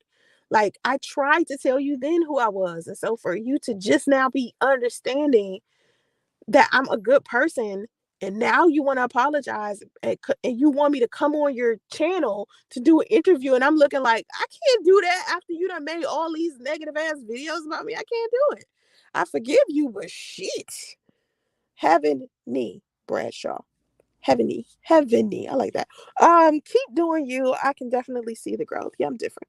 I admire your strength and courage to press forward despite all the negativity. You helped me along my journey. Thank you. Oh my God, thank you. I just want you guys to be better, man. I just want you to go through life better. You know what I do? I try to give people what I didn't get. That's all I do. Because I know if I needed it and wasn't getting it, somebody needed it somewhere. Somebody needed somewhere. So I just try to just be what I needed when I was a kid. Here's an interesting story before I get off. It's actually a private story, but I'm gonna tell you about it anyway. So my mother, right, in California, it's me, my mother, my daughter, my son, and my cousin and his kids, right? And the rest of our family is in Detroit, Washington, D.C., or Florida. And I have some family in Chicago right now. But we in California by ourselves. So when I was a kid, right, my mother, and I tell y'all this story all the time. My mother, she was like neglectful. She worked a lot, but then she always acted like she didn't care about me, even though I had everything. Like, I had all the toys, I had all the clothes, I had everything that I needed. When I ended up in like middle school, she stopped taking care of me altogether, really. Right. And so I kind of had to kick into gear and start taking care of myself. So, and I don't mean taking care of myself where I was homeless or anything, but she just wasn't acknowledging me. Like she didn't care what I was doing in school. She didn't care about my grades. She didn't, nothing. She just didn't pay me any attention at all. Right. And she was always so close to her family, though. She has a lot of siblings and she's close to her mom. And so I'm very distant from my family. And I was treated very bad by my family. And so my mother said to me the other day, she came in and she wasn't feeling well, right? She had a lot of stuff going on, and my mother's disabled. So she has a lot of medications and stuff she's on. And she wasn't taking one of her medications. Now, out of all of the medications she takes, she has this one medication that if she doesn't take it, it doesn't balance out her chemicals inside of her body. And she responds to everything different. And those of you that don't know, when you take a shit ton of prescription drugs, you get real different. If you're not careful, it changes your personality and everything because it's changing the chemicals in your body. That's why I don't like taking them. So when I first came to California, my mother was taking all of this medication and I made her get off of all of this. She had so like the medication she takes now pales in comparison to the 3 times the amount of medicine that she used to take when I got here. So I got her off a lot of it and start making her make better choices in food. So my mother, while I'm gaining weight from postpartum depression, my mother is losing a shit ton of weight. So my mother's like a baddie right now because I had her eating what I would eat. And she never used to eat what I eat. So like when I was a kid, Thanksgiving and Christmas and stuff, and when we would have family dinner, I wouldn't eat anything but a salad. I would never eat like nothing they cook for Thanksgiving dinner. I would just have a salad every single time. So my mother has all of these unhealthy food habits. And so when I moved to California, I made her change those food habits. So now she's healthier and slimmer, but then I gained weight because of my postpartum depression, right? So the other day, like last week sometime, she pissed because for some reason she don't got her stimulus. She pissed because she don't ever get her stimulus. So she already mad about that, and then she work every day. You know what I mean? Like she does hauling every day, and that's her thing to do. Like she used to love driving when I was a kid, so now she like does Uber and DoorDash and stuff like that. She makes a shit ton of money for herself, right? So my mother comes in and she's upset, and she starts talking to me about my relationship with my daughter because me and my daughter is really close, and she says to me, "I feel so alone. I need somebody to talk to. Y'all two don't talk to me. Y'all two got your own language. Y'all say stuff and I don't know what y'all talking about." And I'm like, that's me and my daughter. We have like words we make up. We have sayings, we have gestures and shit that only the two of us know. And we'll say them to each other and we'll just bust out in laughter because we have created our own language and stuff like that. And my mother doesn't know it. And so she just got frustrated. She was like, "Y'all don't talk to me. And I don't know y'all language. And y'all don't include me in this and this and that." And I looked at her, and I know this had to just burn on the inside, but I looked at her and I said, "It's not my fault. You and I don't have the type of relationship that I have with my daughter." And I said, "Now you know how it feels when I was a kid and I was the only one isolated. Meanwhile, all of my family was interacting with everyone inside of my family but me. Now you see how it feels." She looked at me like, "Oh, I get." I was like, "Really? Now you get it?" Now you understand where I was coming from all this time, Mom. Now, don't get it twisted. My mother, that's funny, but that I just use that story as an example of why I try to give people what I didn't get. The reason why I'm such a good mother, reason why me and my daughter have such a good relationship is because that's not what I got. So I make sure I'm a good mother. And when I would hear haters try to claim that I was a bad mother, I'd be like, these bitches have no idea. Me and my daughter would be sitting there like, they have no idea. They don't have no idea. People see me and my daughter together and they think we sisters. The way that we interact with each other, we laugh the entire time. We have such a good bond with each other, and people notice it everywhere we go. The grocery store, everywhere we go, anywhere. The nail salon, people notice. So don't get it twisted about my mom, though. Even though my mom was neglectful, she didn't really take care of me after a certain age. When my mother was taking care of me, my mother was an accountant. Okay. I posted on Twitter today and in my community tab where I said my mother is an OBB. She's the original boss bitch because she was an accountant. I watched her work hard every day. She would even go to work on the weekends. And sometimes she would take me with her and I would do the filing for her. She worked at a law firm at one point when I was about 15 or 16, and I would come in and help her on the weekends and do the filing. Okay. So it was my mother who I seen pay for her car, her dream car with cash. She didn't fill out a loan. She had no car note. She went to the dealership and paid for that shit with cash. Then my first business, when I was in my early 20s, my mother was my investor. She paid for my business license, my business registration, my mother. So when I talk about how my mother wasn't a good mom in one aspect, there was another aspect of her where she taught me about career and money. Now, she still ended up making a mistake with money a little bit because she just tossed me a checkbook and just expected me to know what to do with it. So I was writing a lot of bad checks when I was young. Like when I was like 17, 18, she gave me a checkbook and was like, here, didn't explain it to me, nothing. So I'm just writing checks. It was like, not even understanding how it works. Just, you know, so she did make a mistake later on, but I told you she was very like careless from the time I was like in middle school till recently. Actually, she was very careless, and so she understands it now.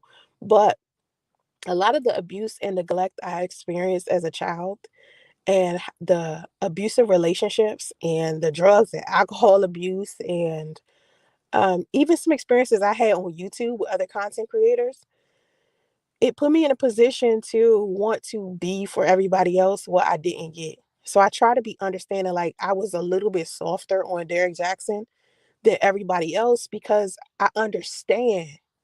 You know what I'm saying? Like I understand when you want things to be a certain way and they're not that way.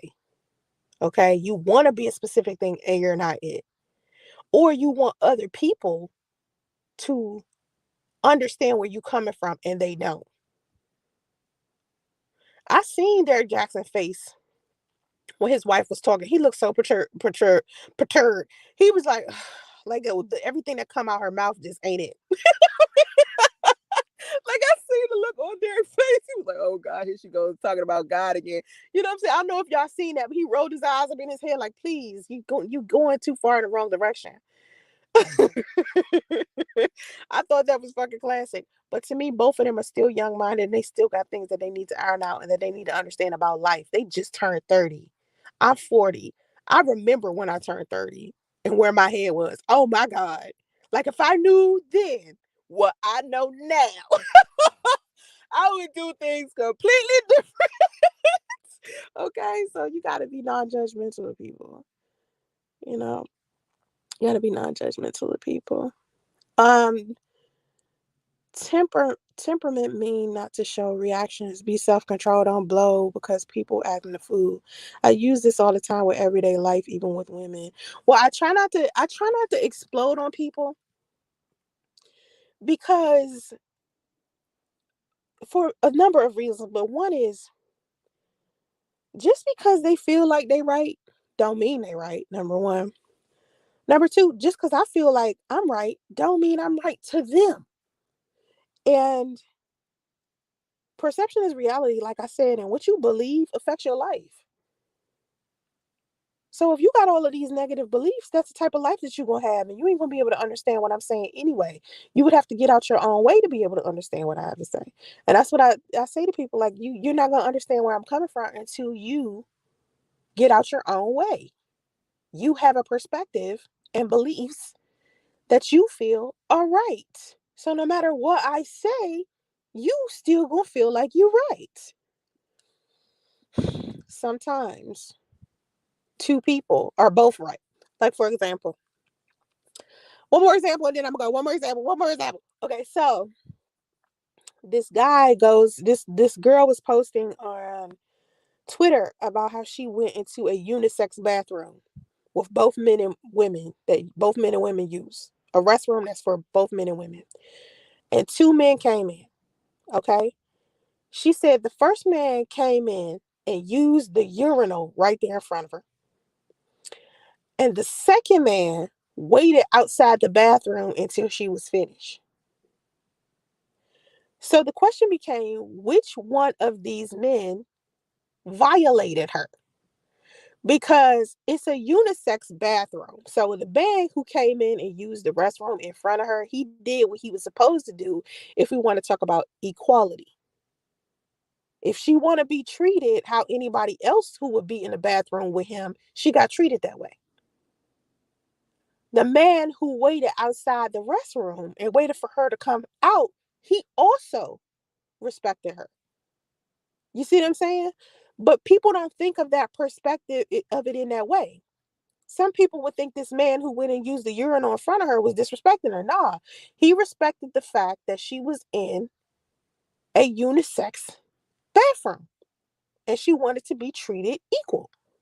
Apparently, you in a unisex bathroom, because I'm not going in no unisex bathroom. That's not happening. No. Okay. Fuck no. The way that men and women, let me tell you something. First of all, if you ever been to the club, you know damn well the ladies' room is the most disgusting shit you've ever seen. Who agrees? Women in here, women. The ladies' room is so fucking disgusting in public places. All right? Oh, Lord, especially in Atlanta. Atlanta has the dirtiest restrooms I have ever fucking seen, especially at the club. Especially. It be like the stuff that women be leaving in the toilet. They leave their blood in there, shit in there, tampons in there, pads in there. Sometimes I done been in bathrooms where women have flat out just shat on the floor. Be tissue everywhere, or just nasty. And I be like, who owns this establishment? You need to get a janitor in here. Or you need to put signs up to make sure people keep the bathroom clean. Now, then again, you can keep sign up, and it's still going to be some nasty bitches that come in there and filth up that bathroom. Public restrooms are so fucking disgusting, especially the ladies' room. And I don't know why. It's just weird, because you would think that the men's room would be disgusting, right? Like it'd just be pissy because it's men. Because, no, no, no. Women, man, women got to do better when it comes to that bathroom, man. I'm telling you. Anyway, ain't no way in hell I'm going to go in a unisex bathroom and do what I need to do inside of a bathroom knowing it's some men in there. Oh my God. Like, I can't change my tampon in front of a man. No, I can't have ladies' room talk in front of no man. That's like ladies coming to the barbershop. Like, you ever been to a unisex hair salon? And it's like ladies on one side of the salon and fellas getting their hair cut up on the other side. And it's just like the only thing that's in between the two of y'all is like a little slight wall or maybe a curtain. You know what I'm saying? You're like, I can't do this. I just can't. I don't think certain things women and men are supposed to share. I don't. I don't think so. I don't think that men and women should share the salon because conversations happen in the salon that are amongst your gender, and the opposite gender doesn't understand. I cannot imagine. Now, I used to wear short hair all the time, so I was always in the barbershop. I was always in a barbershop. So I know barbershop talk, but they used to try to change their tone when I came in. They never talked about what they would talk about while I'm in there. So I don't think they're going to do that in the ladies' room. I don't know, but the point I was trying to make is that those two different perspectives, right there, about the lady and the first man violating her and the second man violating her.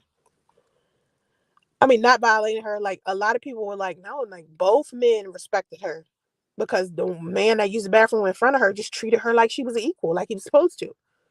And the other man just waited because he felt like he probably didn't want to do his business in front of her. Because I wouldn't want to do my business in front of no woman, no strange woman. I wouldn't want to pee in front of a woman I don't know. It would just feel weird. Men's room to grown man mess on themselves. I didn't know this. You saying men do that? And I don't know. Because from what I was told men's rooms are clean. My daughter's father used to have to take my daughter in the men's room with him when he would, because he was like, and this is a good like little conversation to have. Like, my daughter's father was in a different state than I live. Like, we originally from DC, but then when I moved to Atlanta, he was living in Charlotte for a long time. He lived in Charlotte. So when my daughter was still in elementary school, he would have to take my daughter into the men's room with him. And even according to my daughter, the men's room was but he used to have to do that. And when I think about it, it's cringeworthy to me. Like, why would you take a girl into that? You know what I'm saying? She didn't tell me until she got older, because had I known he was doing that when she was younger, I would have told him not to do it. But then again, what was he supposed to do? If they was out somewhere at a department store and he had to go or she had to go, what was he going to do? He could take her to the family restroom, but what I noticed is a lot of places don't have a family restroom. At least when my daughter was in elementary school, they didn't. That's something I see now. Like, I see that in Walmart. I don't see that in Target. I don't even know what a family restroom is in the Target. But in most establishments, they don't have a family restroom. They have men and women. So, as a father, if you're a single father, would you take your daughter into the men's room when you have to go to the men's room? It depends on where you're at. Exactly. It depends on where you're at when it comes to the men's room. Okay. Because my daughter was like, the men's room usually be clean. But then again, we talking about her dad. Her dad is like uppity. So he probably wasn't going to take her into no nasty men's room to begin with. He was, so that's probably why my daughter is like, nah, the men's room be clean, because she was with her father and he's so like, he's a upscale, wealthy jazz listening to Armani exchange wearing dude who puts on spiffy dudes and sport coats. You know what I'm saying? Like, he'll put on a button up and some slacks and some cologne and his glasses and you know his shoes and walk out. You know what I'm saying? That's my daughter's father. My daughter's father is very like uppity. You know what I mean? He wealthy. That's why. But I think now that he's retired, he might be different. I haven't seen him since we wait a minute. He came to my house. Well, how long ago was that? A year ago? We haven't seen him. Oh no, he came to visit again. He come to visit a lot. My daughter is going to see him soon. So she usually flies to DC instead of him coming here. So anyway, COVID is why we haven't seen each other. That's why, because we couldn't fly. So anyway, he real uppity, so he probably was taking her to uppity places taking her into the restroom. So maybe he wasn't taking her to these like low level places where the bathroom, the men's room would be dirty. Right, I wouldn't want to do that either. Like, I'm surprised he did it, but I guess what could he do? If she had to go and he had to go, what could he do if she a little kid other than drive home? He had no choice, really. Oh, now COVID is different. Now, ever since COVID, I haven't walked in any establishment that's dirty. Everybody clean. They like super clean. But then again, Cali's one of those clean places anyway. Like, where I live now is very different from Atlanta. Like, I live in Northern California, right? So it's different. Like, they litter on the outside, which is weird. In some areas, they litter so much. And I'd be like, what? The trash can right here. All you had to do was put your shit in the trash can. I be getting real mad. Like, I get real mad when people litter because California is so beautiful. Everywhere you go is beautiful. It's mountains everywhere. It's palm trees everywhere. Do you know how of a much of a mind fuck it is to look to the left and see mountains and then look to the right and see palm trees? How does that go together? Like, you never see both. It's just like, wow. I see ocean.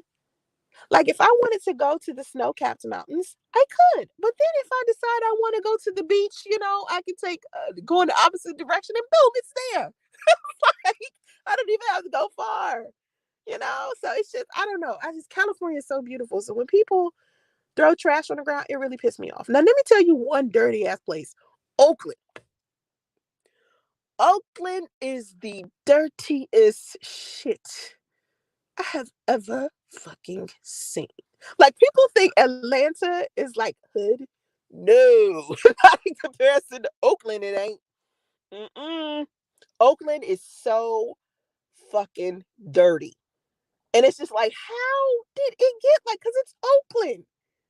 You got certain parts of Oakland that look nice, of course, because, some uppity white people live there. Or you got this place called Lake Merritt where it's like clean because, it's uppity. But if you go in the hood, oh my God, it is so dirty. And it's so many homeless villages. Like, people just homeless. Like, people make a village anywhere. People, the ramp that goes in a circle, like when you getting off the highway to go into like a regular street, it's literally people who have made villages on the ramp that if you don't slow your ass down enough, you're going to crash your car into their tent. That's how close, like, you can stick your head out your car and touch somebody's tent. That's how many villages, homeless villages, and how close they are to like underpasses. I don't know why so many people homeless people like living near highways and shit. But for some reason here, they like being under the underpass or like off of a ramp. It's like weird. To be like, why y'all? But these villages, they be everywhere, man. And especially since COVID, it's more of them. Before, it was a lot of them, of course. In San Francisco, in Oakland, they everywhere, right? Homeless people are everywhere. But when COVID hit, I stopped seeing a whole bunch of homeless people, right? Like, homeless people used to just be loitering around, sitting in places they weren't supposed to be. Not no more. I don't see them as much as I used to. I don't see them as much as one of my friends has COVID right now, and I'm so scared for her. I'm so scared for her because it was weird because her husband called me this day because I do all of her graphic design work. Her husband hit me up, and I was trying to figure out why he was hitting me up. I was like, "What you want? Like, like, you will never talk to me. What's up?" And he said, "I need you to, like, I'm going to be doing all of the in-house stuff for a little while because she's feeling under the weather." And I was like, "Okay." But then we started going back and forth, and we like needed her. You know what I'm saying? Because it was no way to do it without talking to her. And he was like, "Well, she can't talk. She has COVID." And I just was like, "What?" I was like, "Okay, let's just figure it out," because she owns a successful dance company. And I do all of her graphic design for her dance company. And so I do more than one dance company too. I do like three.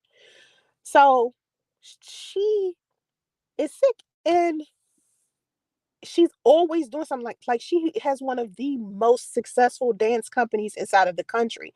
So she's consistently like hitting me up like, "Do this flyer, do this flyer, do this flyer, do that flyer, do this," like every day. You know what I mean? It's always something. And so he's trying to take over. And I do all of his flyers for his events. Like, he has a clothing line. He does a clubhouse show every Tuesday. Like, if you look in my stories on Instagram, I usually post all of the flyers that I design inside of my stories on Instagram so people can see that that's what my work look like. And most of my clients, oh my God, they pour work on me. I'd be like, I can't take it. I be working like shit. Y'all understand?